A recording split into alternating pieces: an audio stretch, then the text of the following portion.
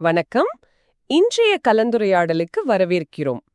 நாம இன்னைக்கு NPCI, அதாவது National Payments Corporation of India தொடர்பான சில முக்கிய தகவல்களை கொஞ்சம் ஆழமாக பார்க்க போகிறோம். உங்ககிட்ட இருந்து கிடைச்ச சில குறிப்புகள் இருக்கு. ஆமா, இந்த குறிப்புகள்ல யூபிஐயோட வேகம் எப்படி அதிகரிக்க போகுது, அப்புறம் சில புதிய வரம்புகள் என்ன வந்திருக்கு, பீம் ஆப்ல என்ன புதுசா இருக்கு, NACH ஆணைகள், அதாவது இந்த தொடர்ச்சியான கட்டணங்கள் இருக்கு இல்லையா, அதுக்கான விதிகள்ல என்ன மாற்றம், அப்புறம் UPI லைட் மாதிரி விஷயங்கள்ல என்ன நடக்குதுன்னு விரிவாக பார்க்கலாம். இப்போ இந்தியாவோட டிஜிட்டல் பேமெண்ட்ஸ் உலகத்துல என்னெல்லாம் வேகமா மாறிட்டு இருக்குன்னு புரிஞ்சுக்கிறது தான் நம்ம நோக்கம்.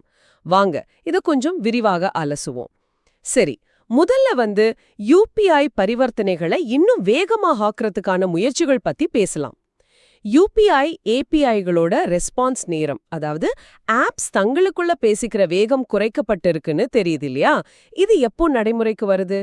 ஆமாம், இது ஜூன் 16, 2025 முதல் நடைமுறைக்கு வரும். இது ஒரு முக்கியமான மாற்றம்னே சொல்லலாம். உதாரணத்துக்கு ரெக்வெஸ்ட் ரெஸ்பான்ஸ் பே, அதாவது நீங்க பணம் அனுப்ப ஒரு ரெக்வெஸ்ட் கொடுத்து அதுக்கு பதில் வர்ற நேரம் இருக்குல்ல, ஆமா ஆமா, அது முன்னாடி 30 வினாடி வரைக்கும் ஆகலாம். இப்போ அதை 15 வினாடியே குறைச்சிருக்காங்க. ஓ அப்படியா? பாதிக்கு பாதியா குறைச்சிட்டாங்களா? மத்த செயல்பாடுகளுக்கும் இதே மாதிரி வேகம் கூடியிருக்கா? ஆமா, அதே போல இப்ப பரிவர்த்தனை நிலையை செக் பண்றது, செக் டிரான்சாக்ஷன் ஸ்டேட்டஸ்னு சொல்லுவோமே, அதுவும் 30 வினாடியிலிருந்து 10 வினாடியா குறைஞ்சிருக்கு. டிரான்சாக்ஷன் ரிவர்சல், அதாவது ஒருவேளை பரிவர்த்தனை ஃபெயில் ஆச்சுன்னா பணம் திரும்ப வர்றது, அதுவும் 30 வினாடியிலிருந்து 10 வினாடி தான். அப்புறம் வேலிடேட் அட்ரஸ், அதாவது UPI ID சரியானு பாக்குறது கூட 15 வினாடியிலிருந்து 10 வினாடியா குறைச்சிருக்காங்க. சோ மொத்தத்துல எல்லாமே வேகமா நடக்கும். இந்த வேக அதிகரிப்பால உங்களுக்கு, அதாவது பயன்படுத்துறவங்களுக்கு என்ன நேரடி பயன் கிடைக்கும்? அதே நேரம் இந்த மாற்றத்தை கொண்டு வர்றதுக்கு பேங்க்ஸ் அல்லது இந்த பேமெண்ட் ஆப்ஸ் என்ன செய்யணும்? உங்களுக்கு என்ன பயன்னா, காத்திருப்பு நேரம் நல்லாவே குறையும். டிரான்சாக்ஷன்ஸ் வேகமா நடந்தா அந்த அனுபவமே நல்லா இருக்கும் இல்லையா? ஆனா இதுல இன்னொரு பக்கம் என்னன்னா, இந்த வேகத்தால டெக்னிக்கல் டிக்ளைன்ஸ், அதாவது உங்க அக்கவுண்ட்ல பணம் இருக்கும் ஆனா சிஸ்டம் பிரச்சனையால டிரான்சாக்ஷன் ஃபெயில் ஆகிறது, இது அதிகமாகாம பாத்துக்கணும். ஓ, அது ஒரு சவால் தான். ஆமா, இத வங்கிகளும் PSPகளும், அதாவது பேமெண்ட் சர்வீஸ் ப்ரொவைடர்ஸும் உறுதி செய்யணும். இது கொஞ்சம் பெரிய சவால் தான் உங்களுக்கு. அப்போ இந்த சவாலை சமாளிக்க NPCI ஏதாவது வழி சொல்லியிருக்காங்களா? கண்டிப்பா. அவங்க என்ன சொல்லிருக்காங்கன்னா, இந்த வேக மாற்றங்களுக்கு ஏத்த மாதிரி அவங்களோட டெக்னாலஜி அப்டேட் பண்ணணும், அப்புறம் இந்த டெக்னிக்கல் டிக்ளைன்ஸ் அதிகமாகலன்னு உறுதி செய்யணும்னு சொல்லிருக்காங்க. இதுக்காக அவங்க சிஸ்டம்ஸ் ஆடிட் பண்ணி ஆகஸ்ட் 31, 2025க்குள்ள ஒரு ரிப்போர்ட் கொடுக்கணும்னு NPCI சொல்லிருக்கு. சரி, இந்த தணிக்கைகள் ஒழுங்கா நடந்தாதான் இதோட உண்மையான வெற்றி தெரியும். ஆமா, அது முக்கியம். ஓகே, வேகம் ஒரு பக்கம்னா சில API பயன்பாட்டு வரம்புகளையும் மாத்திருக்காங்க போல. பேலன்ஸ் என்கொயரி மாதிரி செயல்பாடுகளுக்கு சில லிமிட்ஸ் கொண்டு வந்திருக்காங்களே, இது எதுக்கு? ஆமா, இந்த வரம்புகள் எதுக்குன்னா, ஒட்டுமொத்த UPI சிஸ்டமோட ஸ்திரத்தன்மைக்காகவும் தேவையில்லாம அதை தப்பா பயன்படுத்துறதை தடுக்கிறதுக்கும் தான். உதாரணமா, பேலன்ஸ் என்கொயரி, உங்க அக்கவுண்ட்ல எவ்வளோ இருக்குன்னு பாக்குறது. இதை ஒரு நாளைக்கு ஒரு ஆப்ல ஒரு கஸ்டமர் அதிகபட்சம் 50 தடவை தான் பண்ண முடியும், 24 மணி நேரத்துல. ஒரு நாளைக்கு 50 தடவை பேலன்ஸ் செக் பண்றது போதுமா? சிலருக்கு இது கம்மியா தெரியுமே. பொதுவா பார்த்தா 50 என்பது ஒரு சராசரி யூசருக்கு போதும். ஆனா நீங்க சொல்ற மாதிரி சில வியாபாரிகளுக்கோ இல்ல ரொம்ப அடிக்கடி டிரான்சாக்ஷன் பண்றவங்களுக்கோ இது கம்மியா இருக்கலாம். ஆனா இதோட நோக்கம் தேவையில்லாம சிஸ்டம் மேல லோடு கொடுக்கறத குறைக்கிறது. இதே மாதிரி லிஸ்ட் கீஸ்னு ஒன்னு இருக்கு. அதுக்கு ஒரு PSP ஒரு நாளைக்கு ஒரு தடவை தான் கோர முடியும். லிஸ்ட் அக்கவுண்ட், அதாவது உங்க மொபைலோட லிங்கான அக்கவுண்ட்ஸ் லிஸ்ட் பாக்குறதுக்கு ஒரு நாளைக்கு ஒரு ஆப்ல 25 தடவை தான் கேட்க முடியும். இதுல பீக் ஹவர்ஸ்ல, அதாவது நெரிசலான நேரத்துல இன்னும் கூடுதல் கட்டுப்பாடுகள் இருக்கும்னு கூட சொல்லிருக்காங்க இல்லையா? மதியம் 1 மணி வரைக்கும், அப்புறம் சாயங்காலம் 5 மணிலேருந்து ராத்திரி 9:30 மணி வரைக்கும். இந்த டைம்ல தான் ரொம்ப அதிகமான டிரான்சாக்ஷன்ஸ் நடக்கும். அப்போ சிஸ்டம் ஸ்டேபிளா இருக்கணும். அதனால இந்த நேரங்கள்ல இந்த லிமிட்ஸ் இன்னும் கொஞ்சம் கடுமையாக்கப்படலாம். இது தவிர UPI ஆட்டோ பே இருக்குல்ல, தானா மாசம் மாசம் பணம் போறது. ஆமா, மேண்டேட். ஆமா, மேண்டேட் எக்ஸிகியூஷன், அதுக்கும் சில ரூல்ஸ் இருக்கு. ஒரு மேண்டேட்டுக்கு ஒரே முயற்சி தான். ஃபெயில் ஆனா மேக்ஸிமம் 3 தடவை ரீட்ரை பண்ணலாம். அதுவும் பீக் ஹவர்ஸ் இல்லாத நேரத்துல தான் பண்ணணும். இதுவும் சிஸ்டம் ஸ்டெபிலிட்டிக்காக தான். ஓகே, புரியுது. அடுத்ததா UPIயோட வெவ்வேறு வகைகள், சிறப்பம்சங்கள் பத்தி பேசலாம். குறிப்பா UPI லைட் மற்றும் UPI லைட் X, இது பத்தி என்ன தகவல் இருக்கு? யூபிஐ லைட் செப்டம்பர் 2022ல வந்துச்சுன்னு தெரியும், சின்ன சின்ன அமௌண்ட் டிரான்சாக்ஷனுக்கு. இதுல யூபிஐ லைட் எக்ஸ் அப்படிங்கிறது இன்டர்நெட் இல்லாமலேயே ஆஃப்லைன்ல வேலை செய்யும்னு சொல்றாங்க. இது பெரிய விஷயம் இல்லையா? ஆமா, அதுதான் யூபிஐ லைட் எக்ஸோட ஸ்பெஷாலிட்டியே. நெட்வொர்க் இல்லாத இடத்துல இல்ல ரொம்ப வீக்கா இருக்கிற இடத்துல கூட நீங்க பணம் அனுப்ப முடியும். இது வந்து ஃபினான்ஷியல் இன்க்ளூஷனை, அதாவது நிதி உள்ளடக்கத்தை அடுத்த லெவலுக்கு கொண்டு போகும். கிராமங்கள்ல, மலைப்பிரதேசங்கள்ல, ஏன் சில சமயம் சுரங்க பாதைகள்ல கூட இது யூஸ் ஆகும். அப்போ யூபிஐ லைட் எக்ஸ்கான வரம்புகள் என்ன? நார்மல் யூபிஐ மாதிரி பெரிய தொகை அனுப்பலாமா? இல்ல, இது சின்ன சின்ன தொகைக்கு தான். யூபிஐ லைட் எக்ஸ்ல ஒரு டிரான்சாக்ஷனுக்கு மேக்ஸிமம் லிமிட் 500 ரூபாய். ஒரு நாளைக்கு மொத்தமா 4000 ரூபாய் வரைக்கும் அனுப்பலாம். அதே மாதிரி உங்க வாலெட்ல, அதாவது போன்லயே ஸ்டோர் ஆகுற வாலெட்ல எப்பவும் அதிகபட்சமா 2000 ரூபாய் தான் வச்சுக்க முடியும். 2000 தான் லிமிட். ஆமா, சாதாரண யூபிஐ லைட் வாலெட்ல 5000 ரூபாய் வரைக்கும் ஏத்தலாம், 1000 ரூபாய் வரைக்கும் பின் இல்லாம பே பண்ணலாம். ஆனா லைட் எக்ஸ்க்கு இந்த லிமிட்ஸ் தான். 500 ரூபாய் per டிரான்சாக்ஷன், 4000 ரூபாய் per டே, 2000 ரூபாய் வாலெட் பேலன்ஸ். இதுல ரிசர்வ் வங்கி ஒரு புது வசதி கொண்டு வர போறதா சொல்லிருக்காங்க. ஆட்டோ ரீப்ளெனிஷ்மெண்ட் அப்படின்னா என்ன? அது வந்து ஒரு சூப்பரான வசதி. அதாவது உங்க யூபிஐ லைட் வாலெட்ல இருக்கிற காசு நீங்க செட் பண்ண ஒரு குறிப்பிட்ட லிமிட்டுக்கு கீழே, த்ரெஷோல்ட் லிமிட் போயிடுச்சுன்னா ஆட்டோமேட்டிக்கா உங்க பேங்க் அக்கவுண்ட்ல இருந்து பணம் அந்த வாலெட்டுக்கு வந்துடும். இதுக்கு நீங்க ஒரு தடவை மேண்டேட், அதாவது ஒரு டிஜிட்டல் ஒப்புதல் கொடுத்தா போதும். ஆஹா, இது வந்தா அப்பப்போ வாலெட்டை ரீசார்ஜ் பண்ணிட்டே இருக்க வேண்டிய வேலை மிச்சமாகுமே. ஆமா, அதுதான் ஐடியா. இது பயணங்களுக்கு ரொம்ப யூஸ்ஃபுல்லா இருக்கும். உதாரணமா மெட்ரோ ட்ரெயின்ல போறீங்க, டிக்கெட்டுக்கு லைட் எக்ஸ் யூஸ் பண்றீங்க, பேலன்ஸ் குறைஞ்சதும் ஆட்டோமேட்டிக்கா ரீஃபில் ஆயிரும். இந்த வசதியை ஃபாஸ்டாக், அப்புறம் என்சிஎம்சி கார்டு, அதாவது நேஷனல் காமன் மொபிலிட்டி கார்டு, நாடு முழுக்க பப்ளிக் டிரான்ஸ்போர்ட்டுக்கு யூஸ் பண்ற ஒரே கார்டு இது. இதுக்கெல்லாம் கூட கொண்டு வரலான்னு ஆர்பிஐ யோசிச்சுட்டு இருக்காங்க. இது அந்தந்த சர்வீஸ்க்கான மேண்டேட் ஃப்ரேம்வொர்க் கீழ வரலாம். அருமை. இது பயன்பாட்டுக்கு வந்தா நிறைய பேருக்கு வசதியா இருக்கும். சரி, அடுத்ததா யூபிஐ 123 பே. இதுவும் ஃபினான்ஷியல் இன்க்ளூஷன் மனசுல வச்சு கொண்டு வந்தது தானே, ஸ்மார்ட் போன் இல்லாதவங்களுக்காக? கரெக்ட். யூபிஐ 123 பே வந்து சாதாரண ஃபீச்சர் ஃபோன், கீபேட் ஃபோன் வச்சிருக்கிறவங்களுக்காக. இந்தியாவில் இன்னும் கோடிக்கணக்கான பேர் இந்த ஃபோன்ஸ் தான் யூஸ் பண்றாங்க. அவங்களையும் டிஜிட்டல் பேமெண்ட்டுக்குள்ள கொண்டு வரணும்னு தான் இது. இதை எஸ்எம்எஸ் மூலியமாவோ இல்ல ஒரு டோல் ஃப்ரீ நம்பருக்கு கால் பண்ணி ஐவிஆர் கைடன்ஸ் கேட்டு பயன்படுத்தலாம். இதுக்கு முன்னாடி இதோட டிரான்சாக்ஷன் லிமிட் 5000 ரூபாயா இருந்துச்சு. இப்போ ஏத்திருக்காங்களா? ஆமா, ஒரு பரிவர்த்தனைக்கான வரம்ப 5000லிருந்து 10000 ரூபாய் ஏத்திருக்காங்க. ஒரு நாளுக்கான மொத்த வரம்பு 1 லட்சமா அப்படியே இருக்கு. இந்த லிமிட் ஏத்துனதுனால ஃபீச்சர் ஃபோன் யூசர்ஸ் கொஞ்சம் பெரிய அமௌண்ட் கூட அனுப்பவோ வாங்கவும் முடியும். இது நார்மல் யூபிஐல இருந்து எப்படி வித்தியாசப்படுதுன்னா, நார்மல் யூபிஐக்கு ஆப் வேணும், ஸ்மார்ட் போன், இன்டர்நெட், விபிஐ, அதாவது யூபிஐ ஐடி எல்லாம் வேணும். அதோட P2P லிமிட் ஒரு நாளைக்கு 1 லட்சம் ரூபாய். ஆனா 123 பேக்கு இந்த சிக்கல் எல்லாம் இல்ல. அதனால இது உண்மையான நிதி உள்ளடக்கத்துக்கு ரொம்ப முக்கியம். இப்போ பிஹெச்ஐஎம் ஆப்ல என்னென்ன புதுசா நடந்திருக்குன்னு பார்க்கலாம்.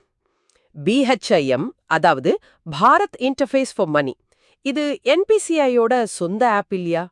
இது ஒரு புது விளம்பர கேம்பெயின் ஆரம்பிச்சிருக்காங்களே, பைசோங் கி கதர்.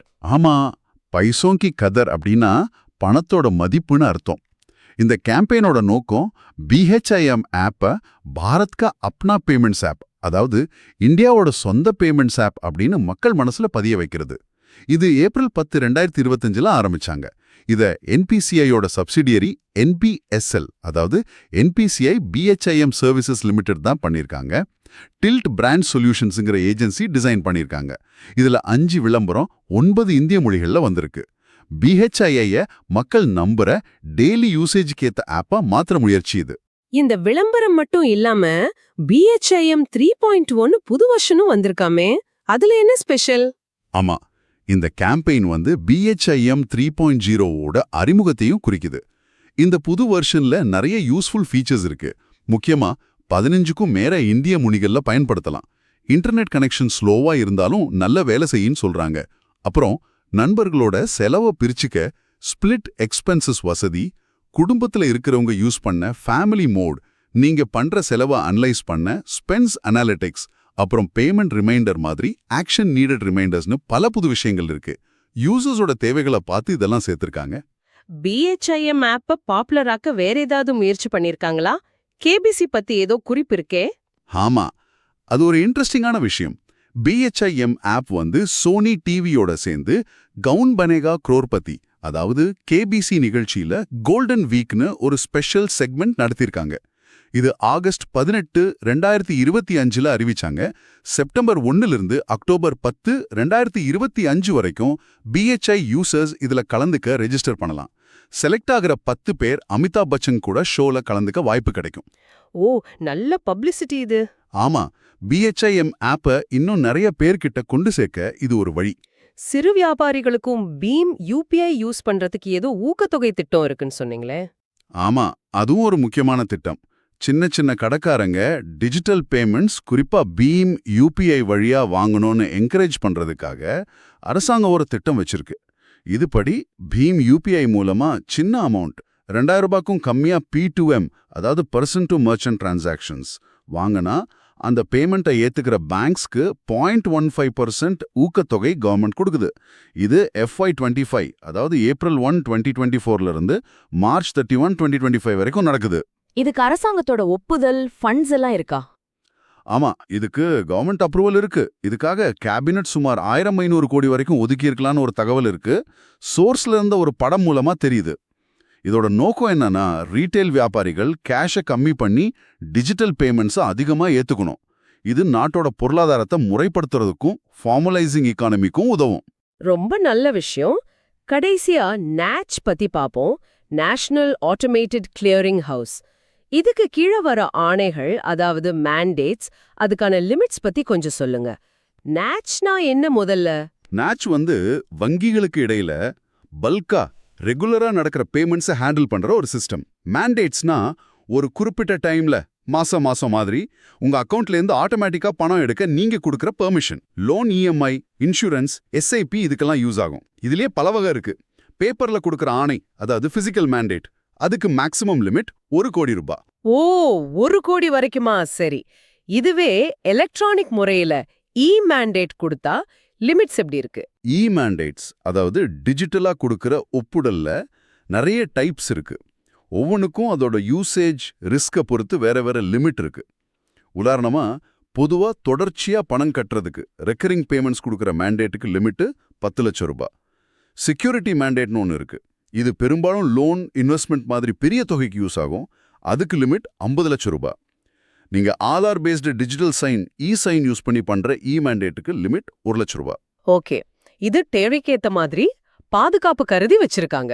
ஆமா, கரெக்ட். ஆக இன்னைக்கு நாம நிறைய விஷயங்கள் பார்த்தோம். UPI டிரான்சாக்ஷன்ஸ் இன்னும் வேகமா ஆக போது, API ரெஸ்பான்ஸ் டைம் குறைச்சிருக்காங்க. அதே நேரம் டெக்னிக்கல் டிக்ளைன் ஆகாம இருக்க பேங்க்ஸ் ஆடிட் பண்ணணும். சில API யூசேஜுக்கு புது லிமிட்ஸ் வந்திருக்கு, சிஸ்டம் ஸ்டெபிலிட்டிக்காக. ஆமாம், அதோட இன்டர்நெட் இல்லாத இடத்துல கூட பே பண்ண UPI லைட்-எக்ஸ், அதோட லிமிட்ஸ், அதுக்கு வரப்போற அந்த ஆட்டோ ரீப்ளெனிஷ்மெண்ட் வசதி பத்தியும் பேசணும். சாதாரண கீபேட் போனுக்கான UPI 123 பேயோட அதிகமாக்கப்பட்ட டிரான்சாக்ஷன் லிமிட்டையும் பார்த்தோம். அப்புறம் பீம் ஆப்போட புது campaign 5 Zone kick other, KBC partnership, அந்த 3.0 ஃபீச்சர்ஸ், சின்ன வியாபாரிகளுக்கான P2M இன்சென்டிவ் திட்டம் பத்தியும் பேசணும். கடைசியா NACH கீழே வர்ற வெவ்வேறு மேண்டேட்ஸ், அதோட லிமிட்ஸையும் தெரிஞ்சுக்கிட்டோம். மொத்தமா பார்த்தா இந்த தகவல்கள் எல்லாம் இந்தியாவோட டிஜிட்டல் பேமெண்ட்ஸ் உலகம் எவ்வளவு வேகமா, எவ்வளவு இன்னோவேஷனோட வளர்ந்துட்டே இருக்குன்னு காட்டுது. Speed, convenience, financial inclusion, security, இந்த 4ஐயும் பேலன்ஸ் பண்ணி NPCI இந்த மாற்றங்களை கொண்டு வர்றது நல்ல தெரியுது. டெக்னாலஜிங்கிறது சிலருக்கு மட்டும் இல்லாம எல்லாருக்கும் எப்படி யூஸ் ஆகணும்னு யோசிக்கிறாங்க. இது ஒரு நல்ல உதாரணம். மிகச்சரியா சொன்னீங்க. இறுதியா உங்ககிட்ட ஒரு கேள்வி. இந்த ஆட்டோ ரீஃபில் வசதி இப்போதைக்கே UPI லைட் வாலெட், ஃபாஸ்டாக், NCMCக்கு வருது. எதிர்காலத்துல இது மாதிரி ஆட்டோமேட்டிக்கா பணம் டாப் அப் ஆகிற வசதி வேற எந்தெந்த டெய்லி சர்வீஸ்க்கு வரலாம்னு நீங்க நினைக்கிறீங்க? ஒருவேளை யூட்டிலிட்டி பில்ஸ், ஆன்லைன் சப்ஸ்கிரிப்ஷன்ஸ், இல்ல வேற எதுக்காவது? இது உங்க சிந்தனைக்கு. இந்த தகவல்களை எங்களோட சேர்ந்து ஆழமா பார்த்ததுக்கு ரொம்ப நன்றி. மீண்டும் இது மாதிரி ஒரு சுவாரஸ்யமான தகவல்களோட